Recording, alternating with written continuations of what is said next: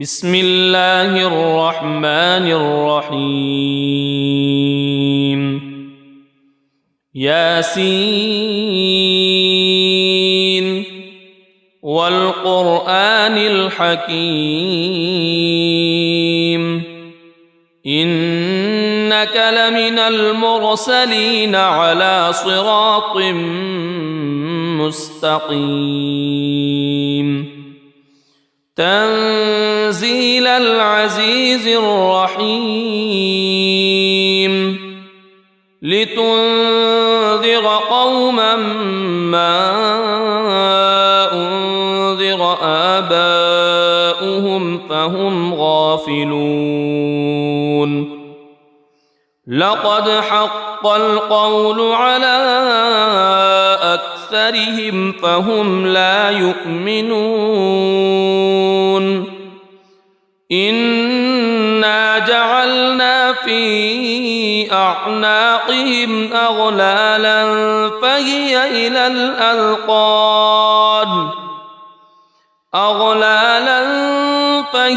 إلى الأذقان فهم مقمحون وجعلنا من بين أيديهم سدا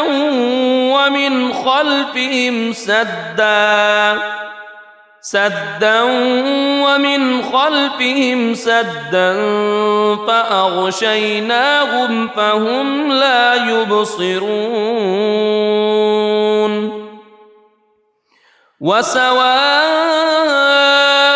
عليهم أأنذرتهم أم لم تنذرهم لا يؤمنون إنما تنذر من اتبع الذكر وخشي الرحمن بالغيب فبشره بمغفرة وأجر كريم إنا نحن نحيي الموتى ونكتب ما قدموا وآثارهم وكل شيء أحصيناه في إمام مبين واضرب لهم مثلا أصحاب القرية إذ جاءها المرسلون إذ أرسلنا إليهم اثنين فكذبوهما فعززنا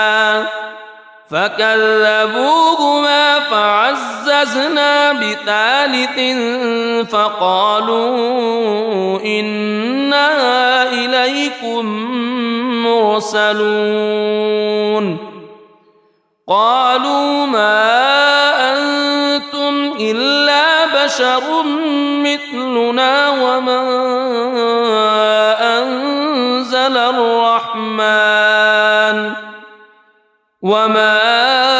أنزل الرحمن من شيء إن أنتم إلا تكذبون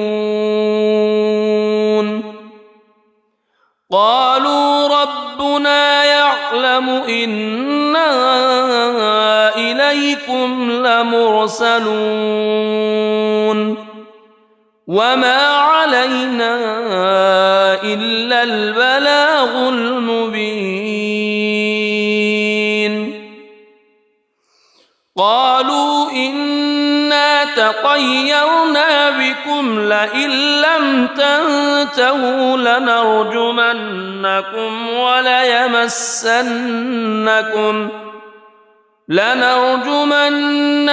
وليمسنكم منا عذاب أليم قالوا طائركم معكم أئن ذكرتم بل أنتم قوم مسرفون وجاء من أقصى المدينة رجل يسعى قال يا قوم اتبعوا المرسلين اتبعوا من لا يسألكم أجرا وهم مهتدون وما لي لا أعبد الذي فطرني وإليه ترجعون أأتخذ من دونه آلهة إن يردني الرحمن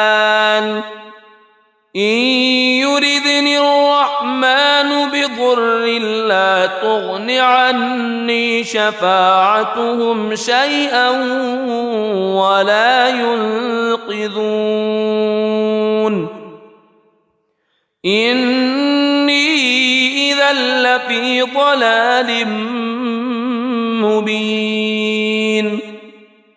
إني آمنت بربكم فاسمعون قيل ادخل الجنة قال يا ليت قومي يعلمون بما غفر لي ربي وجعلني من المكرمين وما أنزلنا على قومه من بعده من جند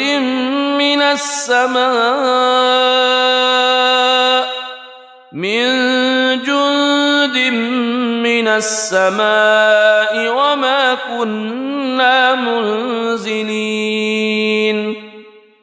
إن كانت إلا صيحة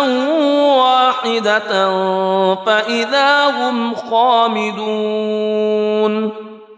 يا حسرة على العباد ما يأتيهم من رسول إلا كانوا به يستهزئون ألم يروا كم أهلكنا قبلهم من القرون أنهم إليهم لا يرجعون وإن كل لما جميع لدينا محضرون وآية لهم الأرض الميتة أحييناها وأخرجنا منها حبا فمنه يأكلون وجعلنا فيها جنات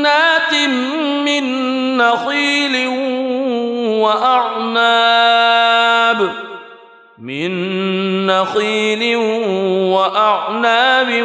وفجرنا فيها من العيون ليأكلوا من ثمره وما عملته أيديهم أفلا يشكرون سبحان الذي خلق الأزواج كلها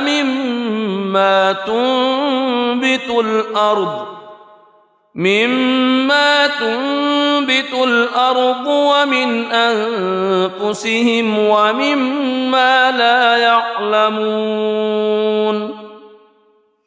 وآية لهم الليل نسلخ منه النهار فإذا هم مظلمون والشمس تجري لمستقر لها ذلك تقدير العزيز العليم والقمر قدرناه منازل حتى عاد كالعرجون القديم لا الشمس ينبغي لها أن تدرك القمر ولا الليل سابق النهار وكل في فلك يسبحون وآية لهم أنا حملنا ذريتهم في الفلك المشحون وخلقنا لهم من مثله ما يركبون وإن نشأ نغرقهم فلا صريخ لهم ولا هم ينقذون إلا رحمة منا ومتاعا إلى حين وإذا قيل لهم اتقوا ما بين أيديكم وما خلفكم لعلكم ترحمون وما تأتيهم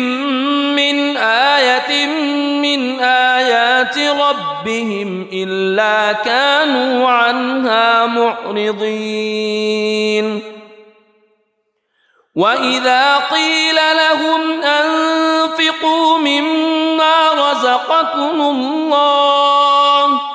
مما رزقكم الله قال الذين كفروا للذين آمنوا أنطعم من لو يشاء الله أطعمه إن أنتم إلا في ضلال مبين ويقولون متى هذا الوعد إن كنتم صادقين ما ينظرون إلا صيحة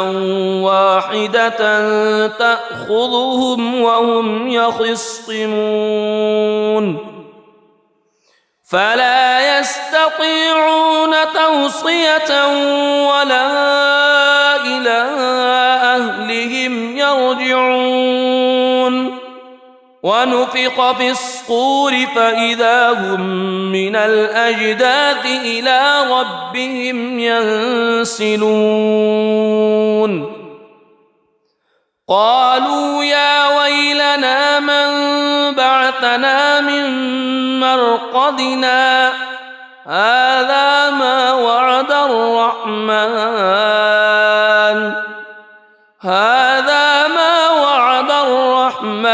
وصدق المرسلون إن كانت إلا صيحة واحدة فإذا هم جميع لدينا محضرون فاليوم لا تظلم نفس شيئا ولا تجزون إلا ما كنتم تعملون إن أصحاب الجنة اليوم في شغل فاكهون هم وأزواجهم في ظلال على الأرائك متكئون لهم فيها فاكهة ولهم ما يدعون سلام قولا من رب رحيم وامتازوا اليوم أيها المجرمون ألم أعهد إليكم يا بني ألا تعبدوا الشيطان ألم أعهد إليكم يا بني آدم ألا تعبدوا الشيطان إنه لكم عدو مبين وأن اعبدوني هذا صراط مستقيم ولقد أضل منكم جبلا كثيرا أفلم تكونوا تعقلون هذه جهنم التي كنتم توعدون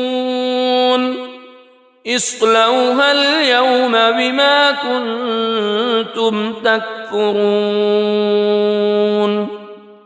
اليوم نختم على أفواههم وتكلمنا أيديهم وتشهد أرجلهم بما كانوا يكسبون ولو نشاء لطمسنا على أعينهم فاستبقوا الصراط فأنى يبصرون ولو نشاء لمسخناهم على مكانتهم فما استطاعوا مضيا ولا يرجعون ومن نعمره ننكسه في الخلق أفلا يعقلون وما علمناه الشعر وما ينبغي له إن هو إلا ذكر وقرآن مبين لينذر من كان حيا ويحق القول على الكافرين أولم يروا أنا خلقنا لهم مما عملت أيدينا أنعاما فهم لها مالكون وذللناها لهم فمنها ركوبهم ومنها يأكلون ولهم فيها منافع ومشارب أفلا يشكرون واتخذوا من دون الله آلهة لعلهم ينصرون لا يستطيعون نصرهم وهم لهم جند محضرون فلا يحزنك قولهم إنا نعلم ما يسرون وما يعلنون أولم ير الإنسان أنا خلقناه من نطفة فإذا هو خصيم مبين وضرب لنا مثلا ونسي خلقه قال من يحيي العظام وهي رميم قل يحييها الذي أنشأها أول مرة وهو بكل خلق عليم الذي جعل لكم من الشجر الأخضر نارا فإذا أنتم منه توقدون أوليس الذي خلق السماوات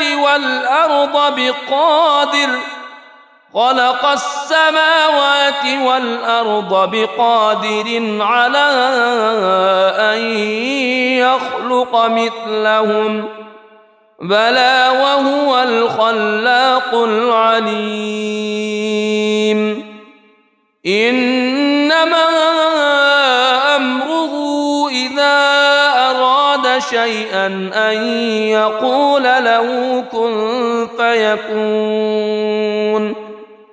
فسبحان الذي بيده ملكوت كل شيء وإليه ترجعون بسم الله الرحمن الرحيم الرحمن علم القرآن خلق الإنسان علمه البيان الشمس والقمر بحسبان والنجم والشجر يسجدان والسماء رفعها ووضع الميزان ألا تطغوا في الميزان وأقيموا الوزن بالقسط ولا تخسروا الميزان والأرض وضعها للأنام فيها فاكهة والنخل ذات الأكمام والحب ذو العصف والريحان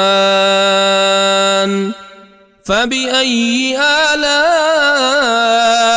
ربكما تكذبان خلق الإنسان من صلصال كالفخار وخلق الجان من مارج من نار فبأي آلاء ربكما تكذبان رب المشرقين ورب المغربين فبأي آلاء ربكما تكذبان مرج البحرين يلتقيان بينهما برزخ لا يبغيان فبأي آلاء ربكما تكذبان يخرج منهما اللؤلؤ والمرجان فبأي آلاء ربكما تكذبان وله الجوار المنشآت في البحر كالأعلام فبأي آلاء ربكما تكذبان كل من عليها فان ويبقى وجه ربك ذو الجلال والإكرام فبأي آلاء ربكما تكذبان يسأله من في السماوات والأرض كل يوم هو في شأن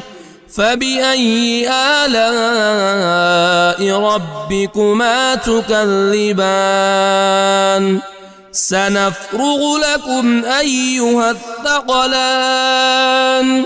فبأي آلاء ربكما تكذبان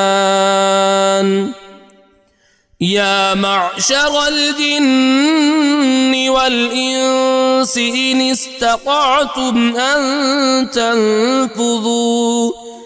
إن استطعتم أن تنفذوا من أقطار السماوات والأرض فانفذوا لا تنفذون إلا بسلطان فبأي آلاء ربكما تكذبان يرسل عليكما شواظ من نار ونحاس فلا تنتصران فبأي آلاء ربكما تكذبان فإذا انشقت السماء فكانت وردة كالدهان فبأي آلاء ربكما تكذبان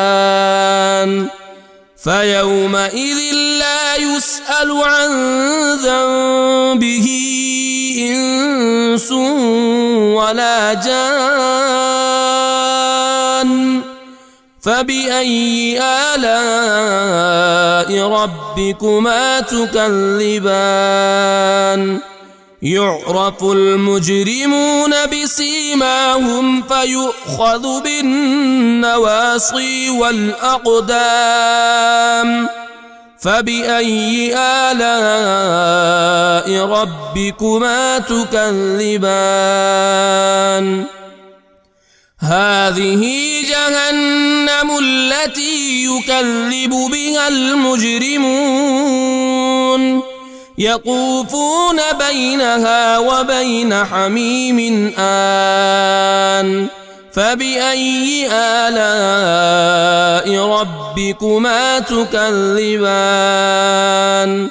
ولمن خاف مقام ربه جنتان فبأي آلاء ربكما تكذبان ذواتا أفنان فبأي آلاء ربكما تكذبان فيهما عينان تجريان فبأي آلاء ربكما تكذبان فيهما من كل فاكهة زوجان فبأي آلاء ربكما تكذبان متكئين على فرش بطائنها من استبرق وجنى الجنتين دان فبأي آلاء ربكما تكذبان فيهن قاصرات الطرف لم يطمثهن إنس قبلهم ولا جان فبأي آلاء ربكما تكذبان كأنهن الياقوت والمرجان فبأي آلاء ربكما تكذبان هل جزاء الإحسان إلا الإحسان فبأي آلاء ربكما تكذبان ومن دونهما جنتان فبأي آلاء ربكما تكذبان مدهامتان فبأي آلاء ربكما تكذبان فيهما عينان نضاختان فبأي آلاء ربكما تكذبان فيهما فاكهة ونخل ورمان فبأي آلاء ربكما تكذبان فيهن خيرات حسان فبأي آلاء ربكما تكذبان حور مقصورات في الخيام فبأي آلاء ربكما تكذبان لم يطمثهن إنس قبلهم ولا جان فبأي آلاء ربكما تكذبان متكئين على رفرف خضر وعبقري حسان فبأي آلاء ربكما تكذبان تبارك اسم ربك ذي الجلال والإكرام بسم الله الرحمن الرحيم ياسين والقرآن الحكيم إنك لمن المرسلين على صراط مستقيم تنزيل العزيز الرحيم لتنذر قوما ما أنذر آباؤهم فهم غافلون لقد حق القول على أكثرهم فهم لا يؤمنون إنا جعلنا في أعناقهم أغلالا فهي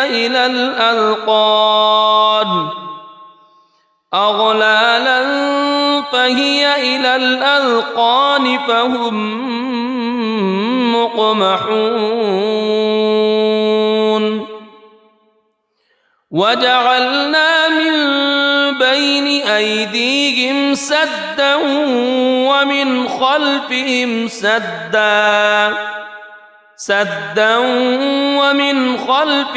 سدا فأغشيناهم فهم لا يبصرون وسواء عليهم أأنذرتهم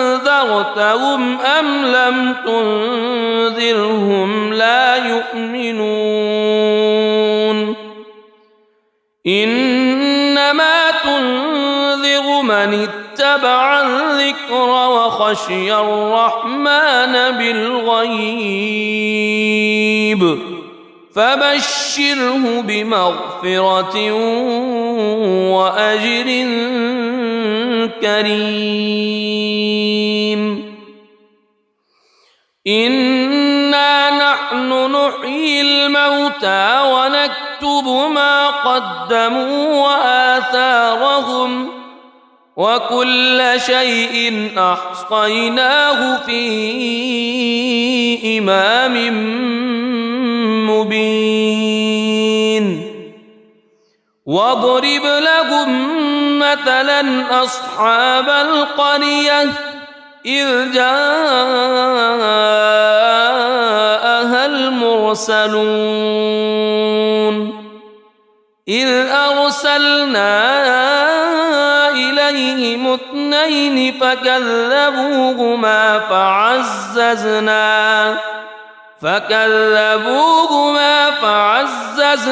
بثالث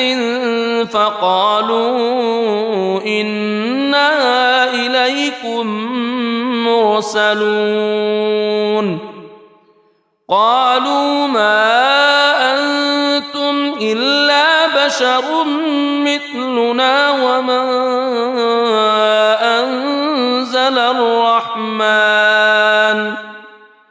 وما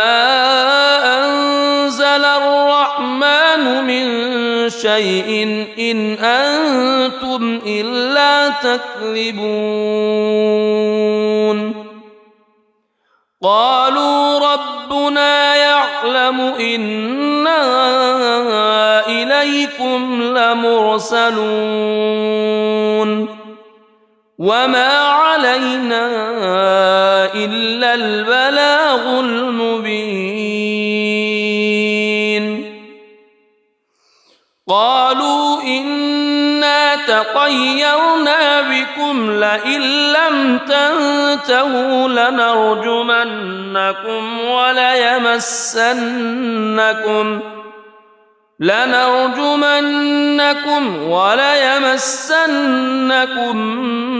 منا عذاب أليم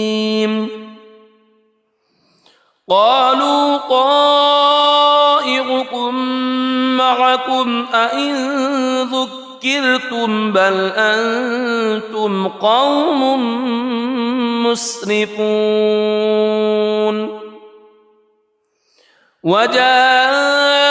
من أقصى المدينة رجل يسعى قال يا قوم اتبعوا المرسلين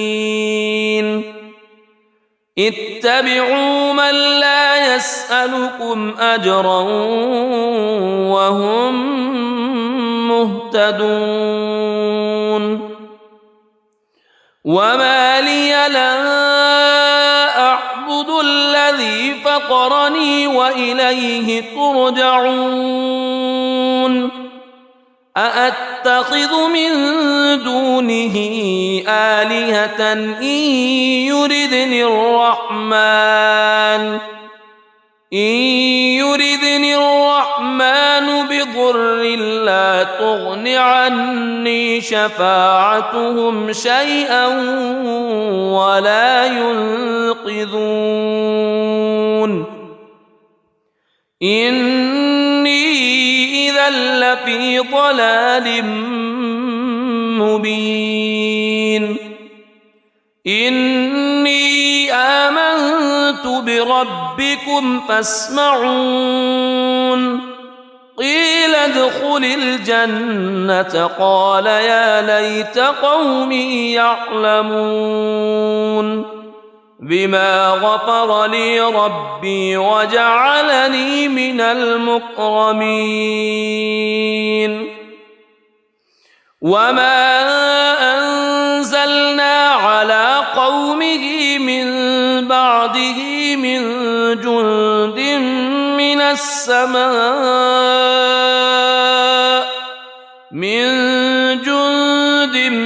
من السماء وما كنا منزلين إن كانت إلا صيحة واحدة فإذا هم خامدون يا حسرة على العباد ما يأتيهم من رسول إلا كانوا به يستهزئون ألم يروا كم أهلكنا قبلهم من القرون أنهم إليهم لا يرجعون وإن كل لما جميع لدينا محضرون وآية لهم الأرض الميتة أحييناها وأخرجنا منها حبا فمنه يأكلون وجعلنا فيها جنات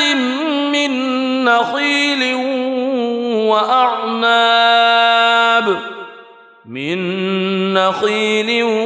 وأعناب وفجرنا فيها من العيون ليأكلوا من ثمره وما عملته أيديهم أفلا يشكرون سبحان الذي خلق الأزواج كلها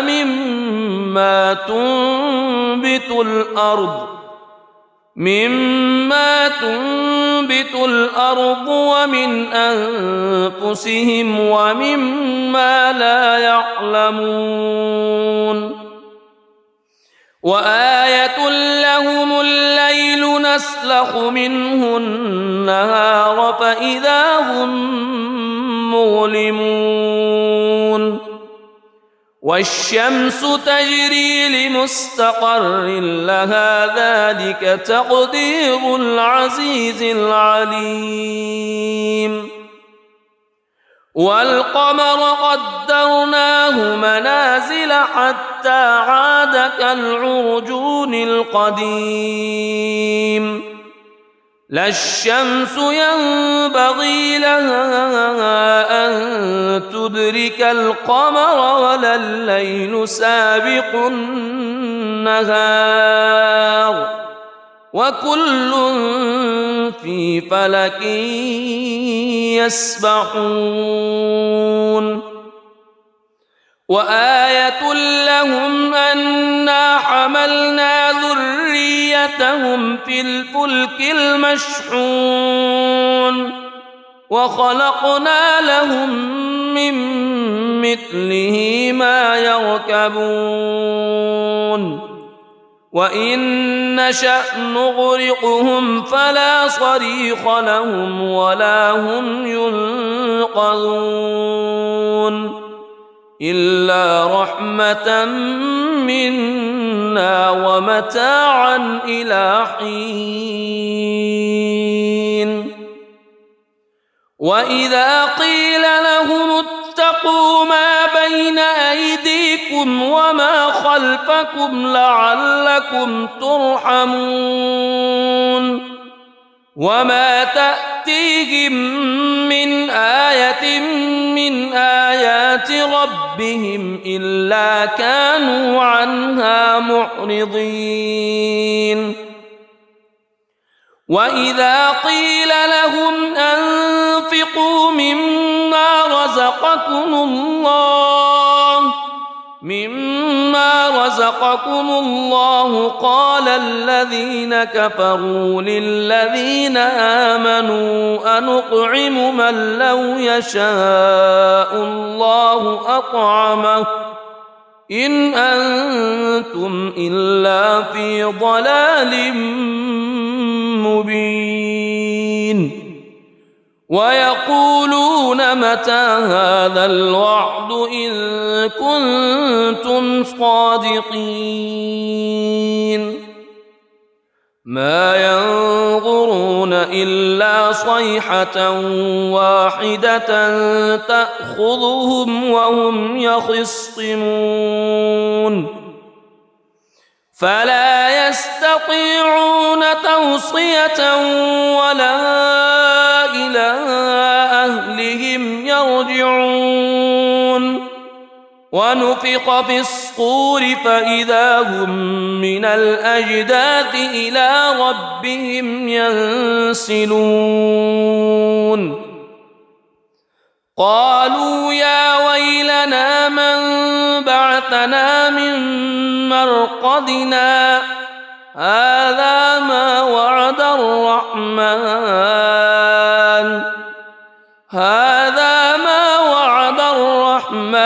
وصدق المرسلون إن كانت إلا صيحة واحدة فإذا هم جميع لدينا محضرون فاليوم لا تظلم نفس شيئا ولا تجزون إلا ما كنتم تعملون إن أصحاب الجنة اليوم في شغل فاكهون هم وأزواجهم في ظلال على الأرائك متكئون لهم فيها فاكهة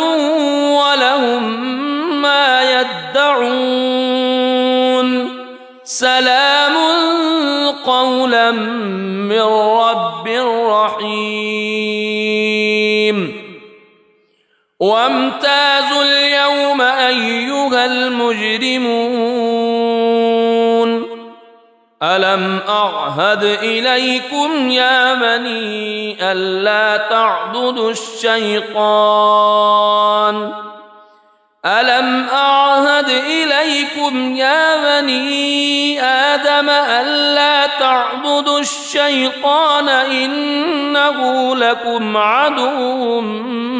مبين وأن اعبدوني هذا صراط مستقيم ولقد أضل منكم جبلا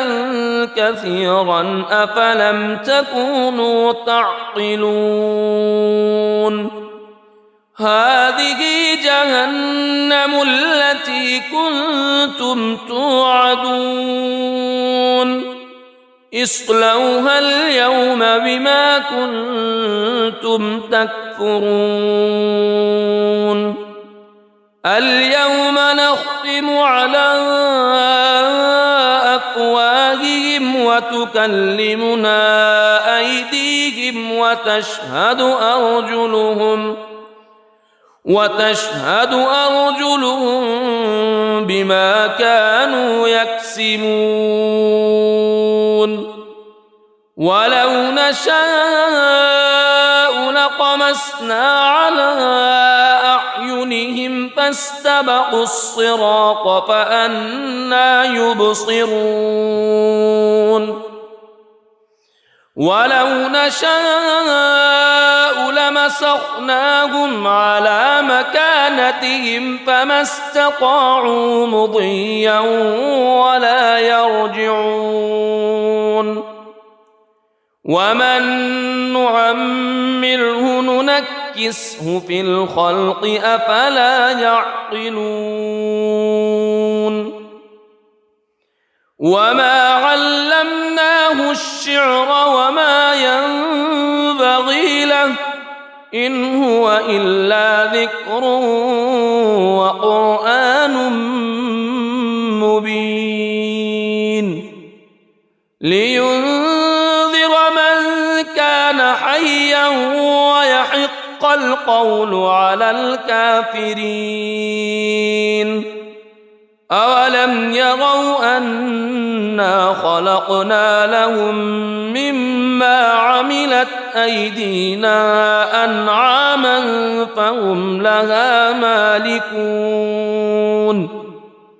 وذللناها لهم فمنها ركوبهم ومنها يأكلون ولهم فيها منافع ومشارب أفلا يشكرون واتخذوا من دون الله آلهة لعلهم ينصرون لا يستطيعون نصرهم وهم لهم جند محضرون فلا يحزنك قولهم إنا نعلم ما يسرون وما يعلنون أولم ير الإنسان أنا خلقناه من نطفة فإذا هو خصيم مبين وضرب لنا مثلا ونسي خلقه قال من يحيي العظام وهي رميم قل يحييها الذي أنشأها أول مرة وهو بكل خلق عليم الذي جعل لكم من الشجر الأخضر نارا فإذا أنتم منه توقدون أوليس الذي خلق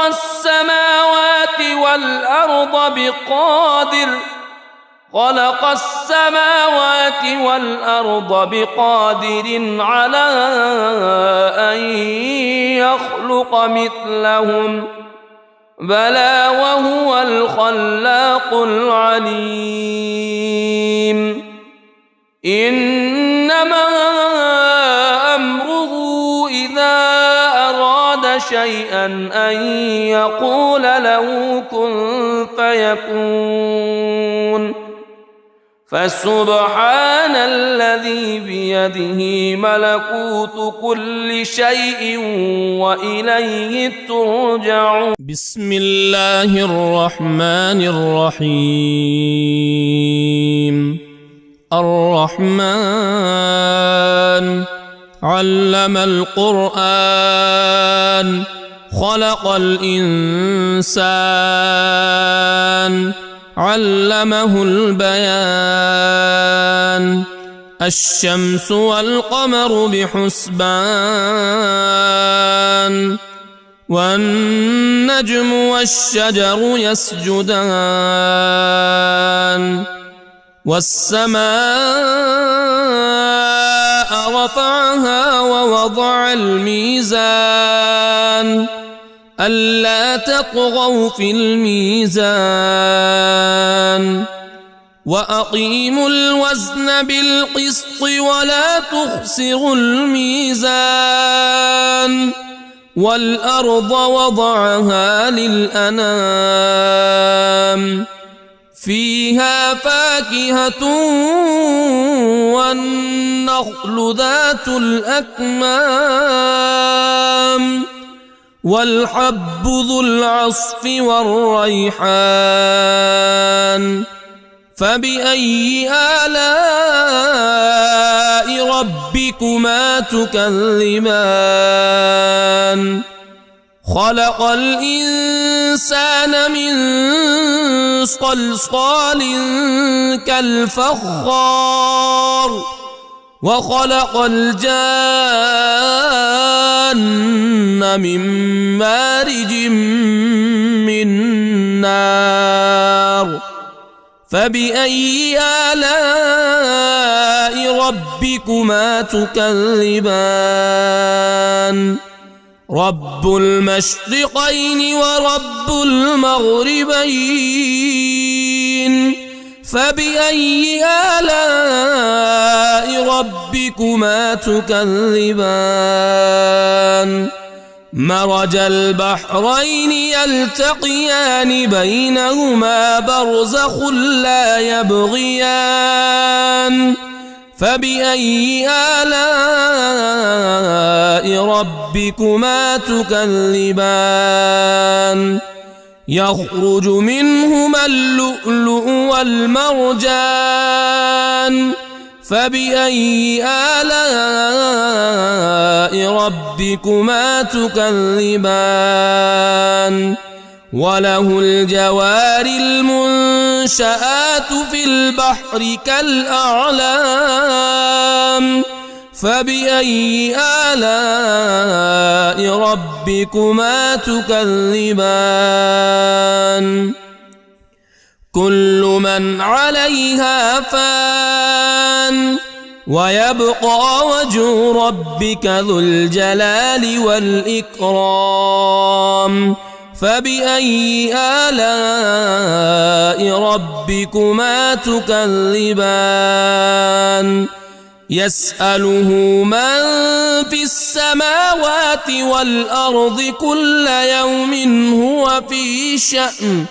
فبأي آلاء ربكما تكذبان؟ سنفرغ لكم أيها الثقلان. فبأي آلاء ربكما تكذبان؟ يا معشر الجن والإنس إن استطعتم أن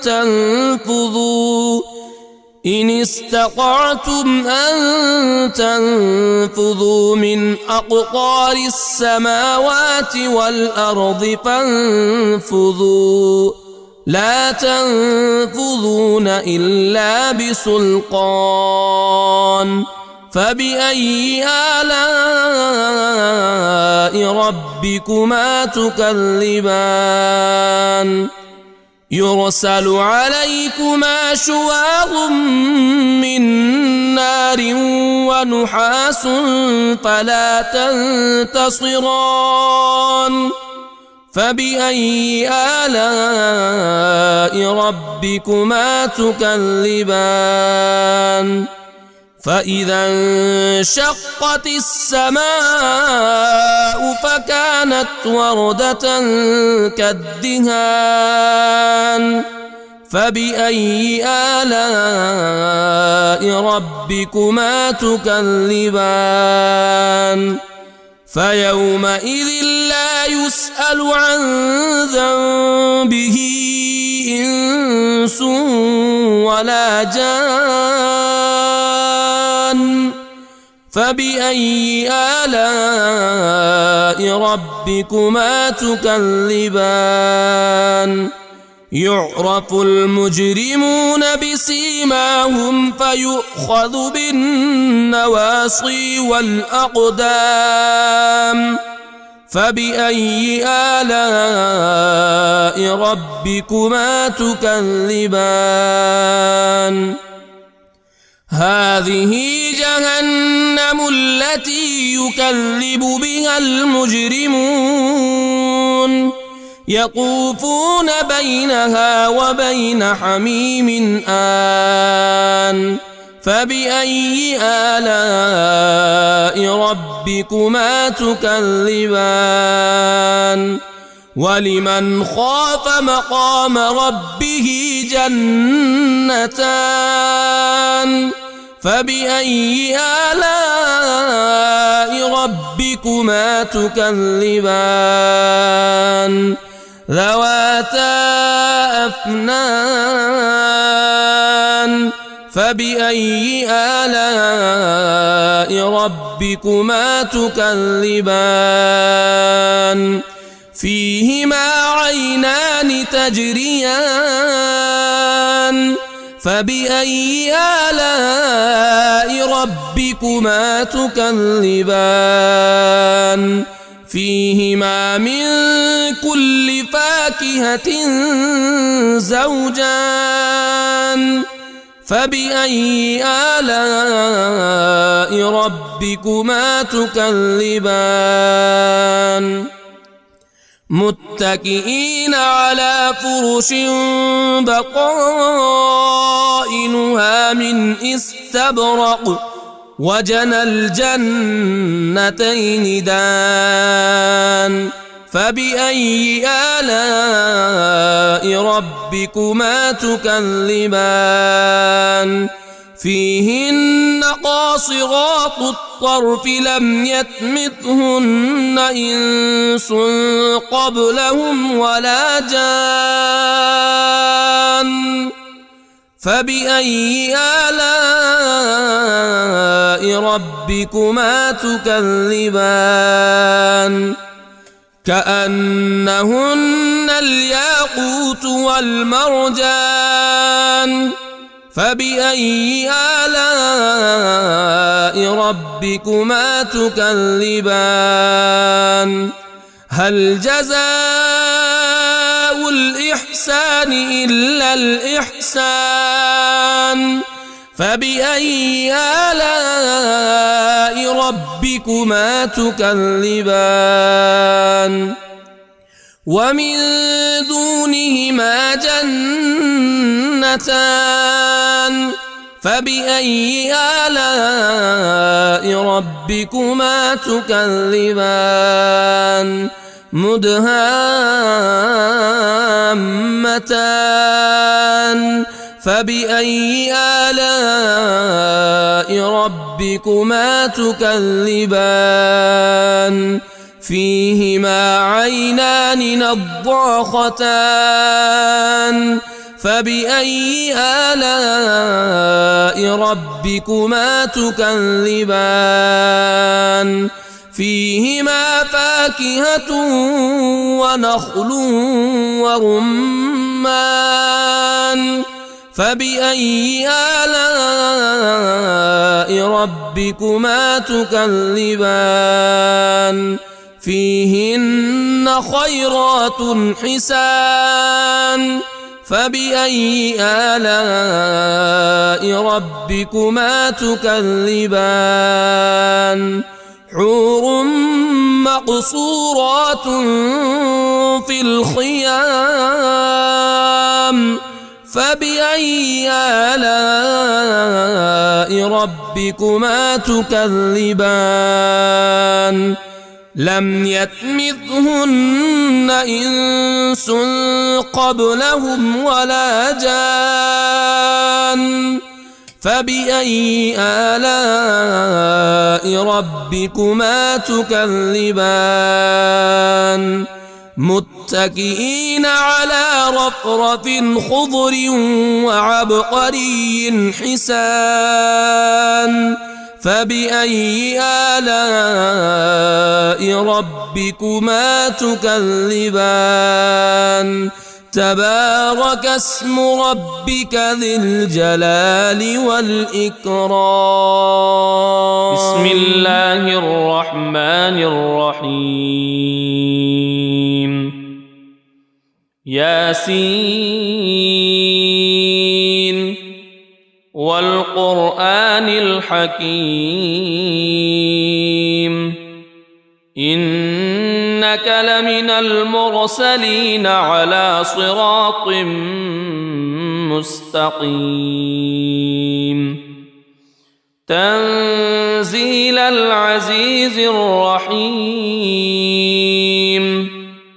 لتنذر قوما ما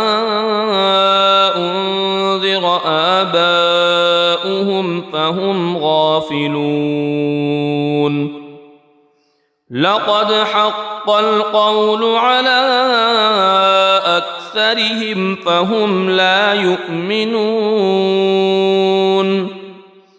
إنا جعلنا في أعناقهم أغلالا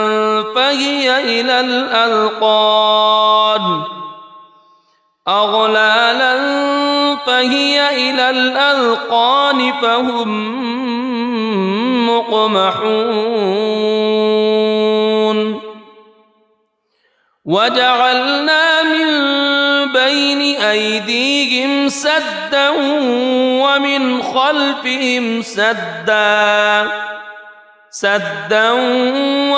خلفهم سدا فأغشيناهم فهم لا يبصرون وسواء عليهم أأنذرتهم أم لم تنذرهم لا يؤمنون إنما تنذر من اتبع الذكر وخشي الرحمن بالغيب فبشره بمغفرة وأجر كريم إنا نحن نحيي الموتى ونكتب ما قدموا وآثارهم وكل شيء أحصيناه في إمام مبين واضرب لهم مثلا أصحاب القرية إذ جاءها المرسلون إذ أرسلنا إليهم اثنين فكذبوهما فعززنا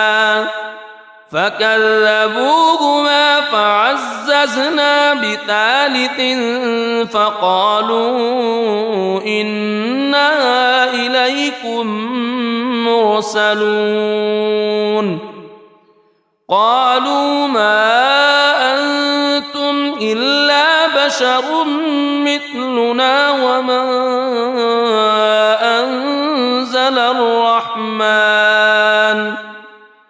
وما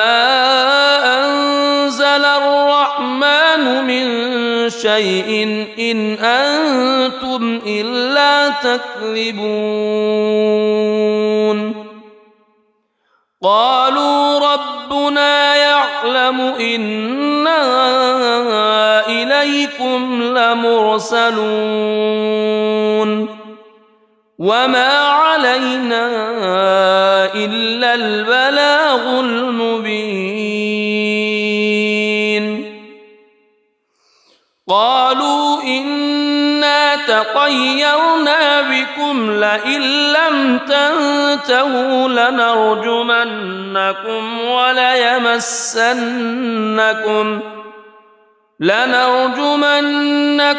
وليمسنكم منا عذاب أليم. قالوا طائركم معكم أئن ذكرتم بل أنتم قوم مسرفون. وجاء من أقصى المدينة رجل يسعى قال يا قوم اتبعوا المرسلين اتبعوا من لا يسألكم أجرا وهم مهتدون. وما لي لا أعبد الذي فطرني وإليه ترجعون. أأتخذ من دونه آلهة إن يردني الرحمن بضر لا تغن عني شفاعتهم شيئا ولا ينقذون. إني إذا لفي ضلال مبين. إني آمنت بربكم فاسمعون. قيل ادخل الجنة قال يا ليت قومي يعلمون بما غفر لي ربي وجعلني من المكرمين. وما أنزلنا على قومه من بعده من جند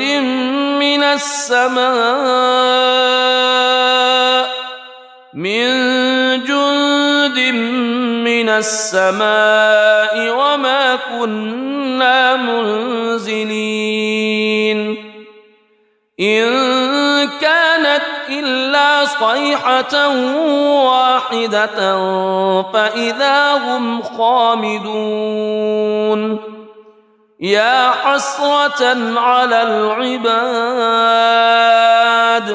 ما يأتيهم من رسول إلا كانوا به يستهزئون. ألم يروا كم أهلكنا قبلهم من القرون أنهم إليهم لا يرجعون. وإن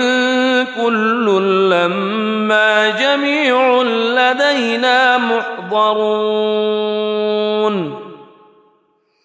وآية لهم الأرض الميتة أحييناها وأخرجنا منها حبا فمنه يأكلون. وجعلنا فيها جنات من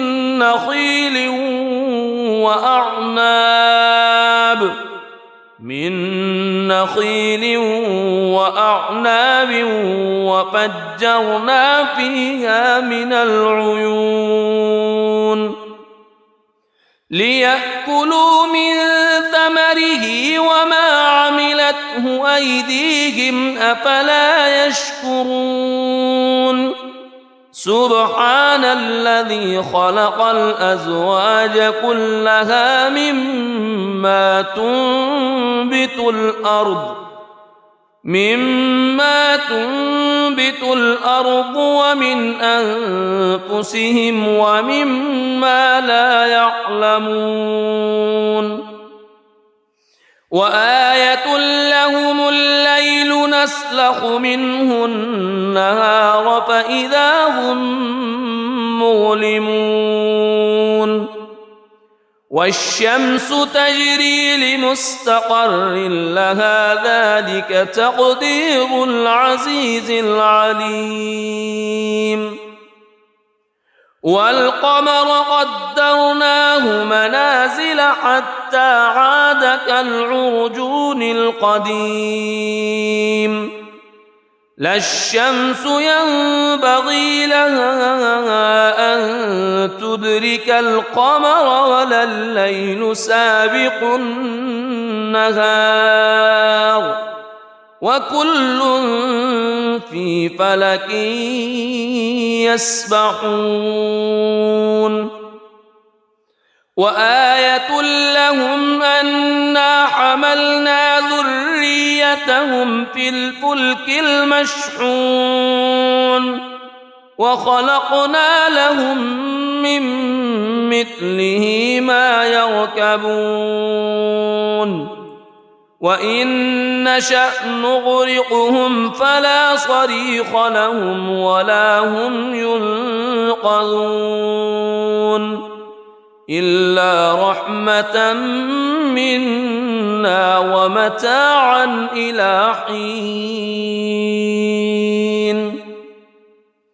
وإذا قيل لهم اتقوا ما بين أيديكم وما خلفكم لعلكم ترحمون وما تأتيهم من آية من آيات ربهم إلا كانوا عنها معرضين وإذا قيل لهم أنفقوا مما رزقكم الله قال الذين كفروا للذين آمنوا أنطعم من لو يشاء الله أطعمه إن أنتم إلا في ضلال مبين ويقولون متى هذا الوعد إن كنتم صادقين ما ينظرون إلا صيحة واحدة تأخذهم وهم يخصمون فلا يستطيعون توصية ولا إلى أهلهم يرجعون ونفخ في الصور فإذا هم من الأجداث إلى ربهم ينسلون قالوا يا ويلنا من بعثنا من مرقدنا هذا ما وعد الرحمن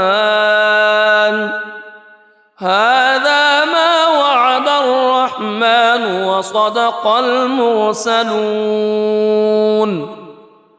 إن كانت إلا صيحة واحدة فإذا هم جميع لدينا محضرون فاليوم لا تظلم نفس شيئا ولا تجزون إلا ما كنتم تعملون إن أصحاب الجنة اليوم في شغل فاكهون هم وأزواجهم في ظلال على الأرائك متكئون لهم فيها فاكهة ولهم ما يدعون سلام قولا من رب رحيم وامتازوا اليوم أيها المجرمون ألم أعهد إليكم يا بني ألا تعبدوا الشيطان ألم أعهد إليكم يا بني آدم ألا تعبدوا الشيطان إنه لكم عدو مبين وأن اعبدوني هذا صراط مستقيم ولقد أضل منكم جبلا كثيرا أفلم تكونوا تعقلون هذه جهنم التي كنتم توعدون اصلوها اليوم بما كنتم تكفرون اليوم نختم على أفواههم وتكلمنا أيديهم وتشهد أرجلهم بما كانوا يكسبون ولو نشاء لطمسنا على أعينهم فاستبقوا الصراط فأنى يبصرون ولو نشاء لمسخناهم على مكانتهم فما استطاعوا مضيا ولا يرجعون ومن نعمره ننكسه في الخلق أفلا يعقلون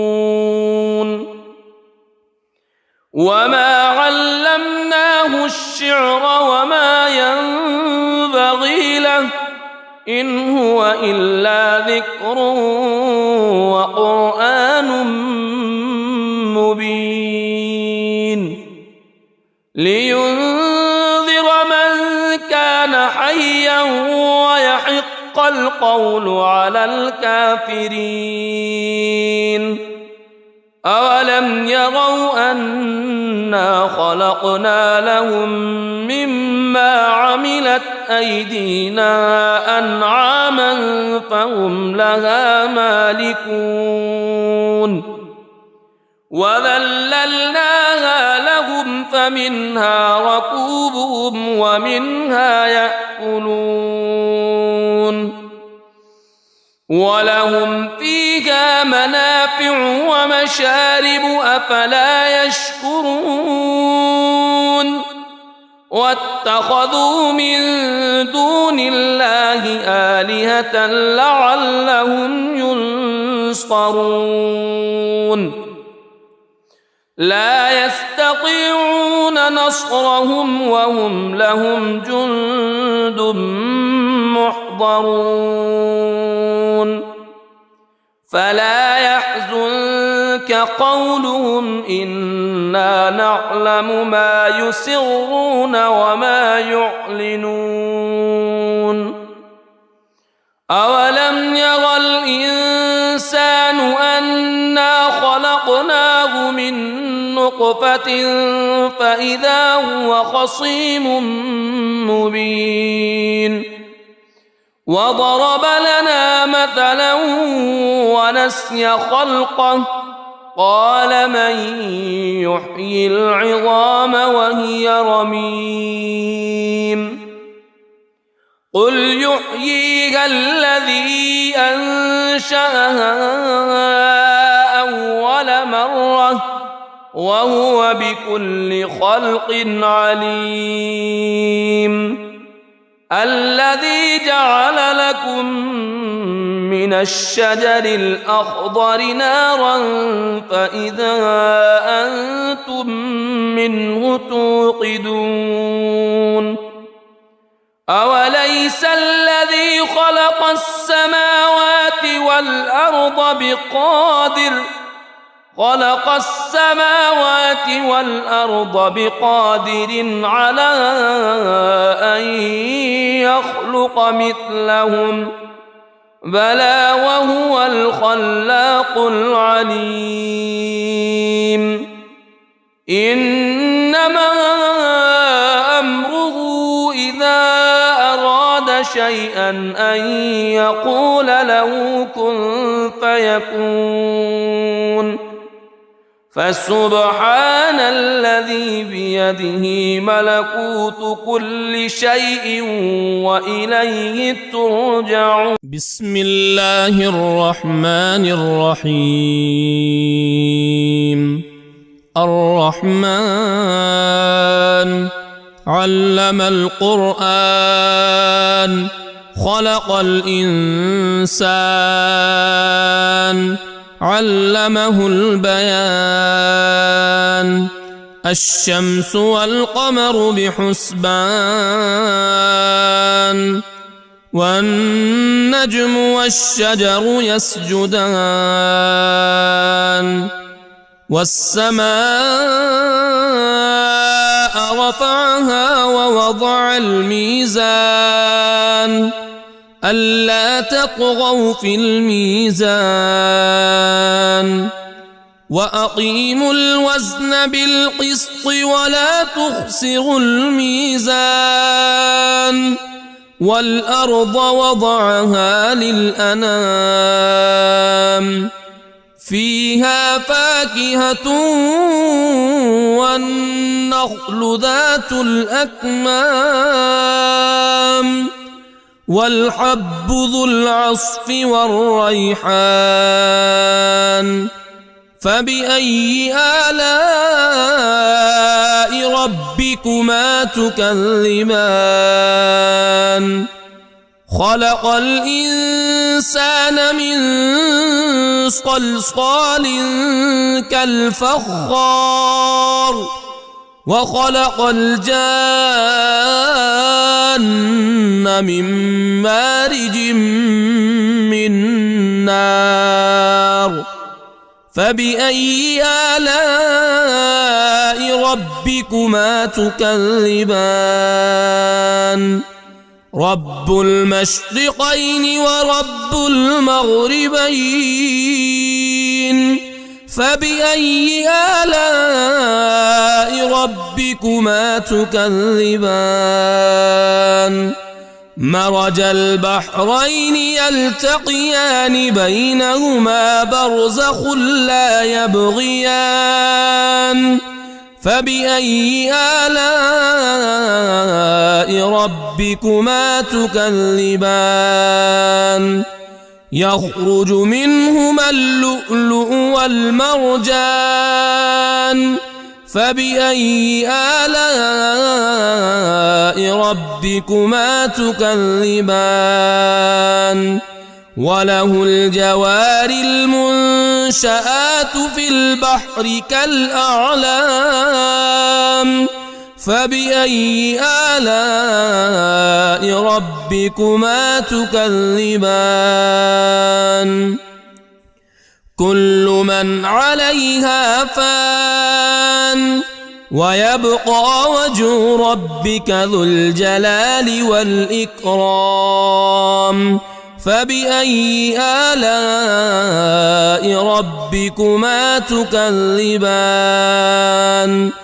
يسأله من في السماوات والأرض كل يوم هو في شأن فبأي آلاء ربكما تكذبان سنفرغ لكم أيها الثقلان فبأي آلاء ربكما تكذبان يا معشر الجن والإنس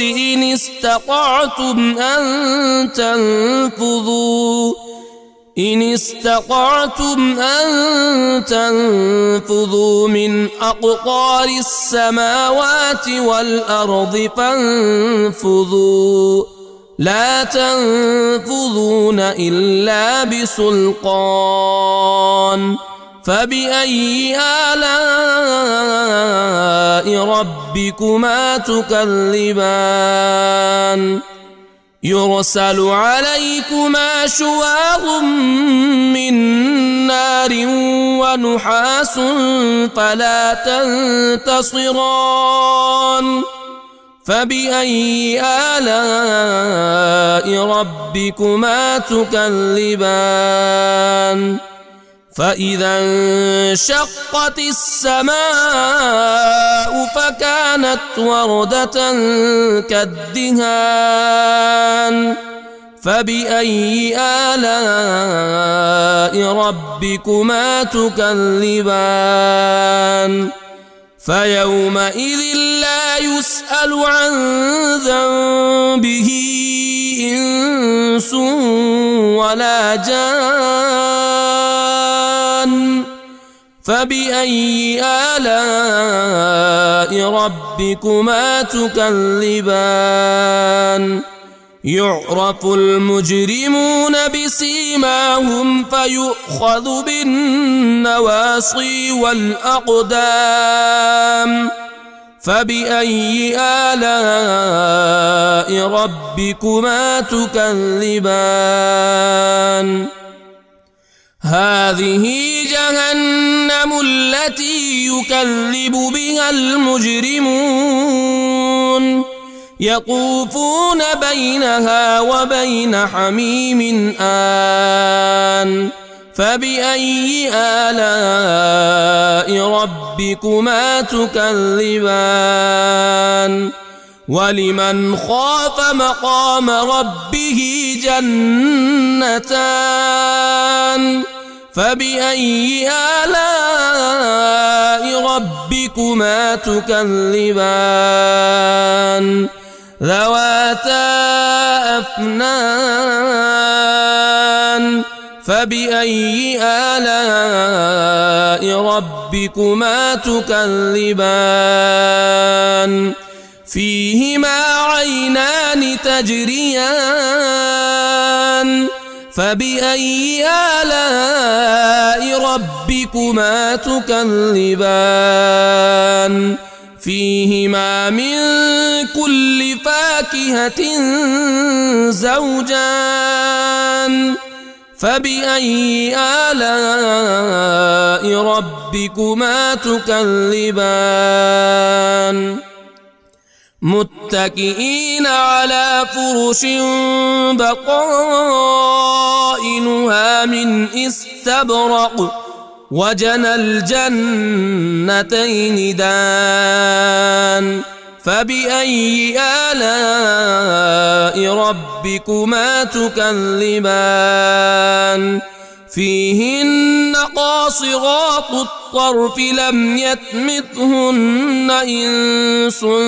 قبلهم ولا جان فبأي آلاء ربكما تكذبان كأنهن الياقوت والمرجان فبأي آلاء ربكما تكذبان هل جزاء الإحسان إلا الإحسان فبأي آلاء ربكما تكذبان ومن دونهما جنتان فبأي آلاء ربكما تكذبان مدهامتان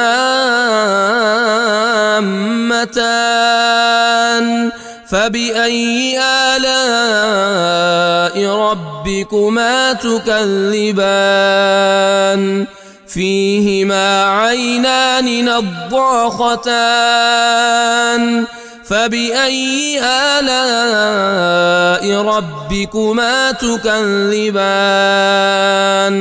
فيهما فاكهة ونخل ورمان الرحمن فبأي آلاء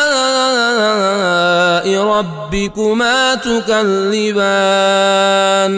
فيهن خيرات حسان فبأي آلاء ربكما تكذبان حور مقصورات في الخيام فبأي آلاء ربكما تكذبان لم يطمثهن إنس قبلهم ولا جان فبأي آلاء ربكما تكذبان متكئين على رفرف خضر وعبقري حسان فبأي آلاء ربكما تكذبان تبارك اسم ربك ذي الجلال والإكرام.